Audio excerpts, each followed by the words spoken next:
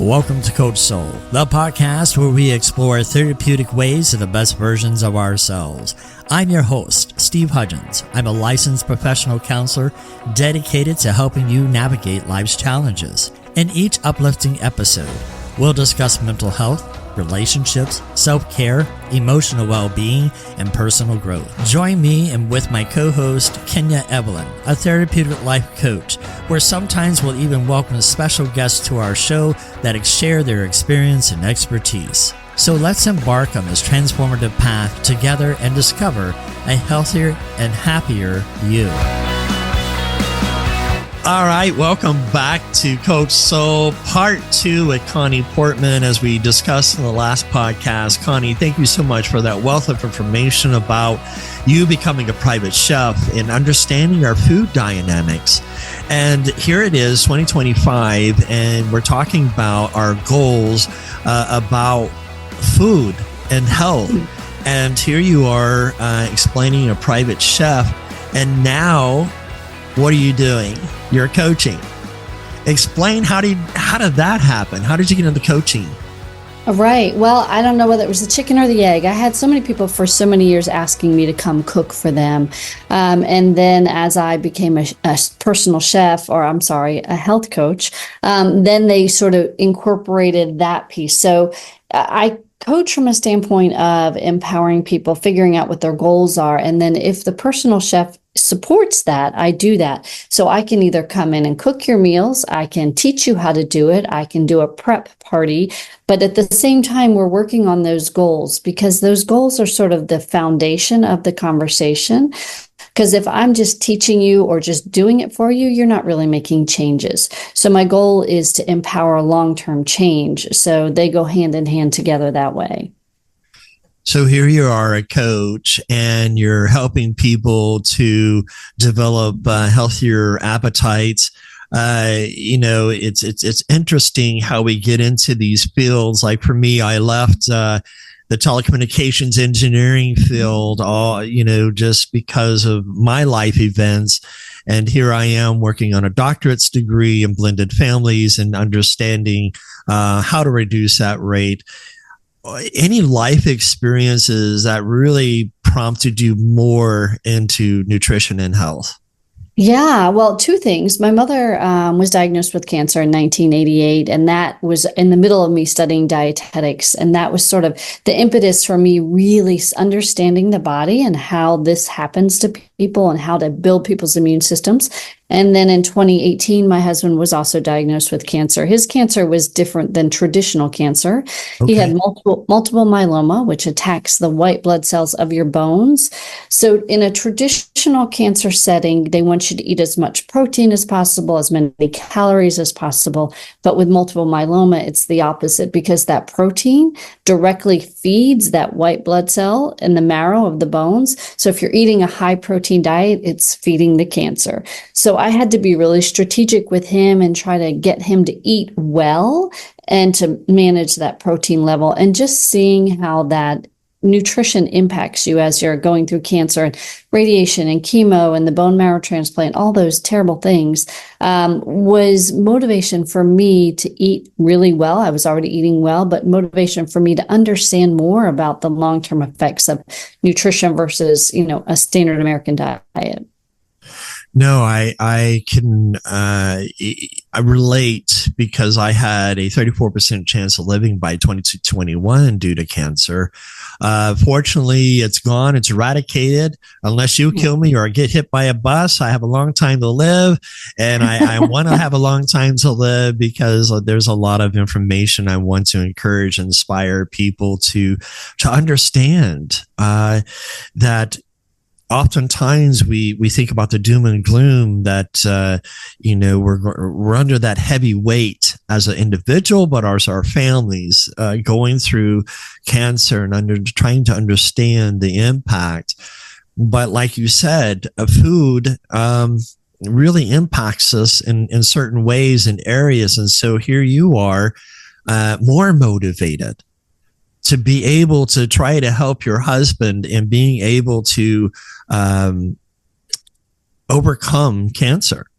Mm-hmm. Mm-hmm. And so now you have this nutritional information, you're doing a health coach. What is a health coach? Because a lot of people think, well, we got a coach in the gym, we have life coaching, transformational coaching, but a health coach, what is it that health coaches do? Yeah, great question. So, what I typically do is I partner with a mental health therapist, a professional that's working with somebody on their emotional things in their life, their struggles emotionally. And then I boil that down into health goals. So let's just take it. I'm having struggles with my husband and there's a lot of stress and we're not having sex and we're fighting a lot. Okay. That's what the therapist, the mental health therapist would work with, like somebody like yourself. And then I would take it to, okay, how is the emotional stuff impacting your health? I'm not sleeping well. I'm not exercising. I'm not eating well. So then we take those three topics and break them into smaller goals. Okay, you're not sleeping well. What are you doing now? How can we make it a little bit better? So each week is we're breaking those goals into micro goals and making it better. So then that supports the work you're doing mentally and emotionally with your physical body. And obviously there's emotional overlap, particularly with sleep and nutrition. So we're partnering either literally partnering with a mental health coach or therapist, or just sort of synergistically partnering. So when you think about the coaching aspect, and we talked in the last podcast, here it is 2025. What are some key points for people who are wanting to lose weight, to be able to eat more healthier? But then again, are we up against issues of our food being so toxic? I'm excited to see about what this administration is going to do, and hopefully the FDA gets restructured. Hopefully there's some accountability that's going to be there. I know it's a big, dark, black stuff that I want to get into because everything feeds into another, but America needs to stand up and start pushing back against our food. I mean, come on, listeria, food recalls. It's so fear-mongering almost that should I go to the grocery store and buy anything? right. So right. what was some advice would you bring? Yeah, that's a big ball of questions there. So I would start with, if you're looking at losing weight as one of your health goals, I always start with where the client is, because the last thing you want to do is A, make major changes that aren't sustainable, and B, make major changes that add more stress to your life. So I always really do an in-depth dive as to where they are now, what support systems they have, when they lost weight in the past, how they did that, and then, just create a plan based on those answers. Now, as far as the food systems and being overwhelmed by that, I think the media does a great job of freaking us all out. It's hard to separate the truth from fiction when you're looking at some of these stories. Fear-mongering is a great way to define that. And I think if you it's really about measuring your stress response in response to the positive impact you're getting from the food, right? Or anything. How much joy, how much good am I getting from almost anything in this world, versus how much am I stressed out about it? If you walk into the grocery store and you're constantly thinking, all this food is tainted, all this food has listeria, that's going to be your truth. If you walk into the grocery store and say, this spinach is beautiful, these apples are beautiful, it's going to nourish my body. And I know that sounds very woo-woo, but I think where we put our thoughts and our energy is really going to be our truth. Because at the end of the day, I don't know that we're getting a lot of truth about our food systems. So choosing wisely and being in a positive state of mind is really important to me. So when you think about the mind choices, you're absolutely right. Here's one of the things, when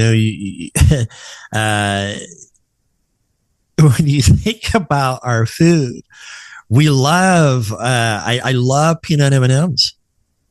I stopped eating them because it's a genetically modified, and then you have the red dye 40, that's not good for you, those type of things.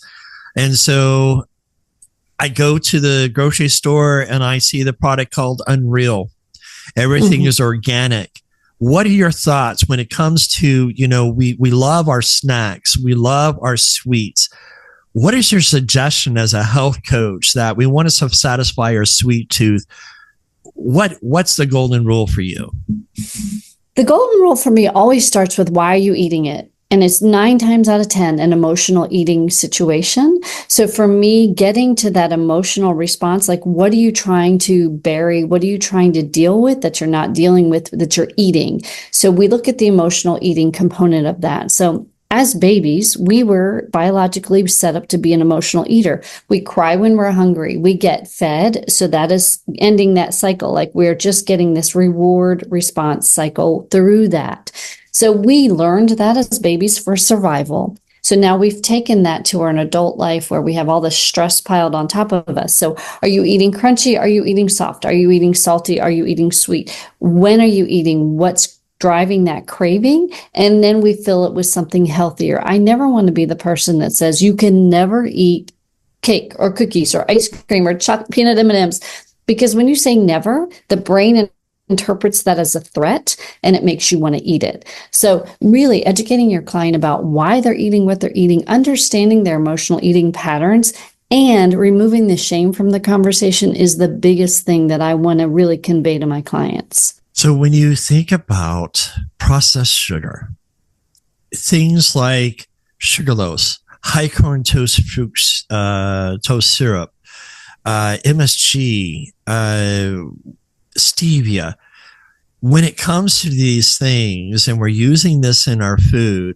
what's the best option? Because I understand that stevia stays in your body for long periods of time and the body doesn't alleviate it. And so it becomes more of a toxin.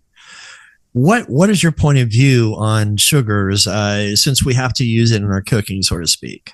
Or what other options? Well, I always take the really conservative approach. What are you doing now? How much sugar are you eating now? How can we start to replace with a healthier option? I'm not anti-sugar, but I am anti too much sugar. I do organic, unrefined sugar if I have to use sugar, because it's as close to the natural product as possible. And again, when you're looking at that craving and why you're eating it, that's also part of the conversation. Okay. So here we are, 2025. We're setting goals for ourselves. What are some steps so that oftentimes I talk to my clients in therapy sessions about not setting your goal too high? I want to lose weight. Okay, that's too broad. Let's be more specific. What is a healthy goal for a month-to-month basis instead of the whole year?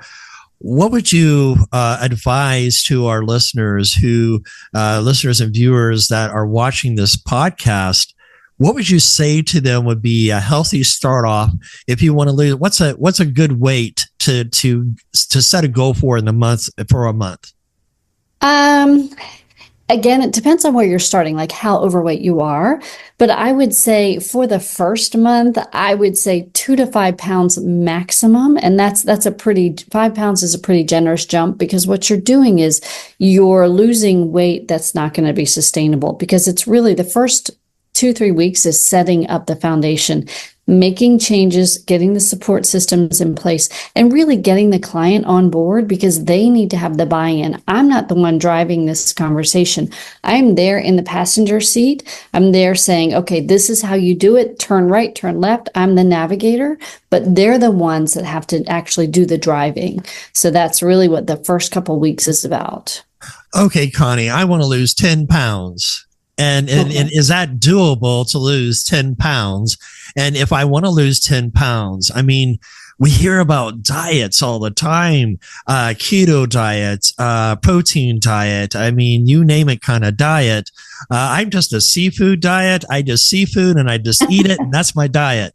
And I know I'm going to lose these 10 pounds, but some of the foods that I eat, I know is toxic. So what would be something that's tangible on diet? I mean, is diets doable? So I think if you could just start cleaning up what you're eating, and I don't like the word diet because it insinuates a short-term thing. So we're looking at lifelong habits. So let's say somebody's a soda drinker. If you're a soda, either sugar or diet, I don't care which one it is. Say you're drinking 6 a day. We got to pull that down. Like the goal would be eliminate soda, because soda is so bad on you on so many levels, particularly if it's artificially sweetened. But soda is a great starting point. If your client is drinking soda, we want to switch that over to water or tea. I don't mind tea as long as it's not sweetened with a bunch of junk, just like clean tea. Getting some more steps in. Eating healthier choices. So like if you're eating at a restaurant for lunch, instead, let's talk about taking your lunch and eating at a slower pace. You're not eating all the processed stuff. Small, sustainable changes that the client can incorporate into their lives, and then they'll start to lose weight. Once you start to lose weight and feel better, then you start to gain that momentum. You start to build that self-efficacy, like, wow, I can actually do this. I understand why I should do this. It isn't an external motivator. It's me driving it. So that's really where the power comes in. What do you tell people who become discouraged because you step on that scale and it's like 0.2 pounds lost, and the next day it's 0.3 pounds gained. I mean, to me, it's discouraging. So I much rather weigh on a weekly basis than on an everyday basis because you become discouraged. What's your advice on scale steppers? Right. I always tell people the scale is not a reflection of your health. Most people lose inches before they lose pounds, particularly if they've added exercise, because they're building that muscle mass. So that's the first thing I would tell them. And also I would really encouraging, this is where that meditation and that really setting them up for success comes in. Get in touch with your body. How does your body feel? Can you dissect how differently you feel now that you're not eating all the junk? You've pulled some of this crap out of your diet. You feel clearer. You don't have headaches. You're sleeping better. You don't have joint pains. Usually those first couple of weeks, I have to remind people to tap into their bodies a little bit, because that's the win. And also it gets back to the initial conversation of, why are we doing this? We aren't doing this just to lose weight. We're doing this to be healthier. We're doing this for longevity. We're doing this to be out of pain, to get off medications. There's a variety of reasons, right? So then bringing them back to that initial why really is a motivator, because if you're only using it as the motivator of the scale, you're never going to have long-term success, because we all know the body does not want to budge weight-wise, but we can change your shape and we can certainly impact your health, which is usually the goal. There's two things that I picked out on this, because one, I talk to my clients about shifting thought. It's one thing about thoughts, but also feeling, there's a difference between feeling and emotion. Emotions are emotions, happy, sad, those type of things. But the feeling is what your body is telling you. I feel my stomach in knots, and that's because we're dealing with anxiety. A book called The Body Keeps Score is a very important book I suggest people to read, because it talks about how our bodies hold on to emotion, and we need to identify how we feel. But you think about our digestive system is our engine to our mechanical brain here.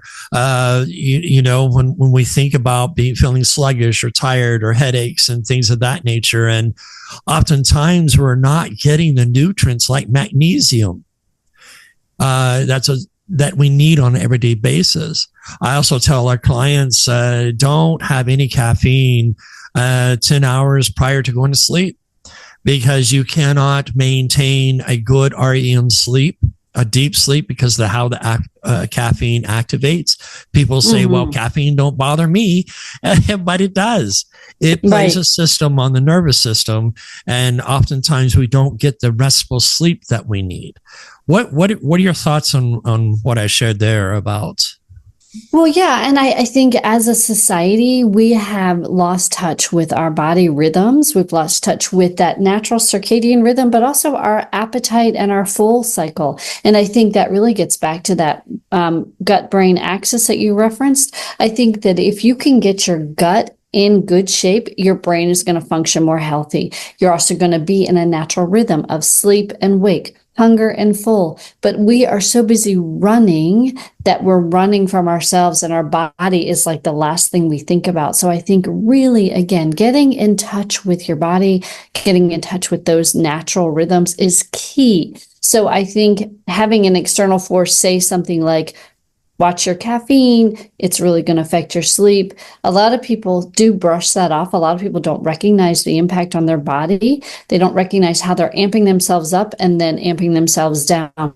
Usually it's done through food, alcohol, some other external outlet. So I think it's really key that we hold that mirror up and start to tell people, like, you're so out of whack with your natural rhythms, and this is what's happening. Your stress, your weight, diabetes, high blood pressure, like all of those metabolic issues are driven by the society that we live in.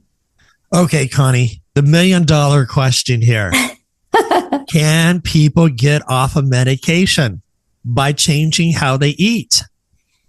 I absolutely know they can, and it depends. There's a couple things in that, well, more than a couple. There's a lot of things in that question. So really it's up to the patient as how they want to live their life and shift their life. So if we're talking about a metabolic disorder, let's just talk about a pre-diabetic person, which is a pretty benign state, and it's a very changeable state. So they're sitting on the threshold of diabetes. It's a slippery slope. They could slide into it very easily. The problem with diabetes is it's a domino effect to heart disease, cancer, arthritis, stroke. I mean, it just starts this terrible slide into poor health.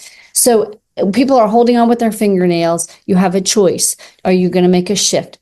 Daily lifestyle changes of getting some exercise, cleaning up your diet, reducing your stress, cutting out smoking, things like that. So it's all a choice. So absolutely, people can be empowered to get out of that health situation and improve their health. So, Connie, we're living in this age where diabetes type 2 is more prevalent than we did back in the 60s, 70s, 80s, and 90s. And now it's more prevalent in type 2 diabetes. Real quick, what can someone who has diabetes type 2, can they change? Can it go into a getting away from diabetes type 2 and going back to a normal state? Absolutely. Just by eating healthy? Yeah, absolutely. It's been proven time and time again that diet and exercise can either cure, I hate the word cure, but eliminate diabetes type 2, or at least make it manageable without medication. And this also gets really into that emotional piece, like, how are you viewing this situation? Is it a lifelong sentence, or is it something like, okay, I have to make some shifts in my life if I want to choose to be healthy? One of the things as a health coach, and I know as a therapist, I've dealt with eating disorders like bulimia and anorexia and just binge eating because it's an emotional thing. Do you deal with those type of eating disorders? Right. So because I'm not clinically licensed, I deal with them again in tandem with a professional licensed therapist. So I can deal with it from the standpoint of the food and a little bit of the emotional piece, but primarily I don't dig too deep there. I rely on the mental health therapist or the professional to guide me as to where the client is and what support they need. It really, when it comes down to an eating disorder, they are very knowledgeable about food, but the challenge is getting them to relax with food, getting them to understand food's not the enemy. So then having that conversation from the place of where they are in therapy and how I can, merge those two conversations. Like, this is a safe thing. Food is safe. It's not your enemy. So that's how I talk about it with those clients. I like that concept, food is safe. And when you think about you meet someone and you start having a relationship, and so those eating changes because you're kind of compromising and things like that, and then marriage happens, and then you have blended families, and that's my passion with blended families. And so you have two different nuclear families that have lost a biological parent, either by death or divorce, coming together to make a new family. When you have these type of families coming in, everybody has their differences of eating.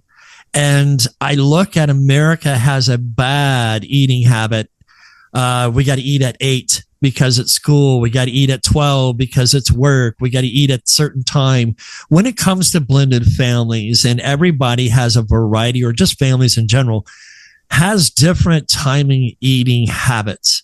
What do you suggest to these families on eating and watching how they eat together? Right. Well, for me, particularly dinner. Dinner is a really important meal as a family. You sit around, you talk, you share information. It's where you learn how to have a conversation, where you learn how to debate. So the time is something you need to figure out a compromise with, and that's really what it's all about all together with a blended family, right? This is how we did it. This is how you did it. How are we going to do it together, right? And how do we learn from each other, and really understanding the important ritualistic nature of meals and how that really feeds children on an emotional and physical level. The dinner table is so much more than just sitting down and eating a meal. So really having that conversation with the mother and father from the standpoint of, you are creating traditions, you are molding your children, you are teaching them how to be a family. And the food is almost secondary at that point. So I don't get too tied up in the whole schedule thing unless it's really impacting sleep or weight or health. But most importantly for me is really underlying why they're sitting down together. Connie, there's so much more questions I could ask, and we can go on for hours. And I know for our listeners, they're just going to have to contact you. What is a way that listeners can contact you to see about scheduling an appointment, whether for a private chef or being able to just do coaching? I know private chef, do you travel or you just stay in the local area? Talk a little bit about how you're available. Yeah, so I stay in the local area for hands-on cooking. Like I'll go to your home and cook or do a prep party, that sort of thing. I'm available via Zoom to walk through recipes and answer questions or do health coaching. I have a website that they can book through, and it's choosingnewpaths.com. And that's the best way to reach me. And I'm also on Instagram, Choosing New Paths. But I think those two places are the best way to reach out to me and talk about what you're wanting. Okay. And are you on Facebook so people can follow you too? I am on Facebook. I need to get that page a little bit more up to speed, but Choosing New Paths on Facebook as well. Awesome. I want our listeners and connectors, if they found this information, hopefully I did, and I appreciate the wealth of knowledge that you shared with us in both part 1 and part 2. It's great to be able to look at, you don't have to be alone. And there are some resources out there. Coach So is that resource to help you to be a better you. And in 2025, we want you to be successful in our eating and being able to live a healthier style. And Connie, again, we appreciate your time with us. And it's just fabulous that to hear the information that you're sharing and the wealth of knowledge. You've been doing this for how long? Oh, gosh. I have been a professional chef for about 37 years. Okay. And the health coaching a couple years. So awesome. So a wealth of knowledge. And I do want to encourage our listeners to be able to engage with Connie, look her up, and much success to you, Connie. Thank you so much for joining us today. Until next time, take care and God bless. Thank you so much. Thank you for tuning in to today's episode on Coach Soul. As we wrap up, we want to remind our listeners of a few key points. This podcast is for informational purposes only and does not substitute professional medical advice, diagnosis, or treatment. The content shared here is based on professional opinion but may not apply to everyone's situation. Always consult with a qualified healthcare provider before making changes to your mental health care. If you're in a crisis, please seek immediate professional help or contact a crisis hotline. Listening to this podcast does not create a therapist-client relationship. For personal advice, please consult with your licensed mental health professional in your area. Remember, your mental health journey is unique. While we hope this information is helpful, it is crucial to work directly with the qualified personnel for your specific needs. Thank you again for tuning in to Coach Soul, and we'll see you next time.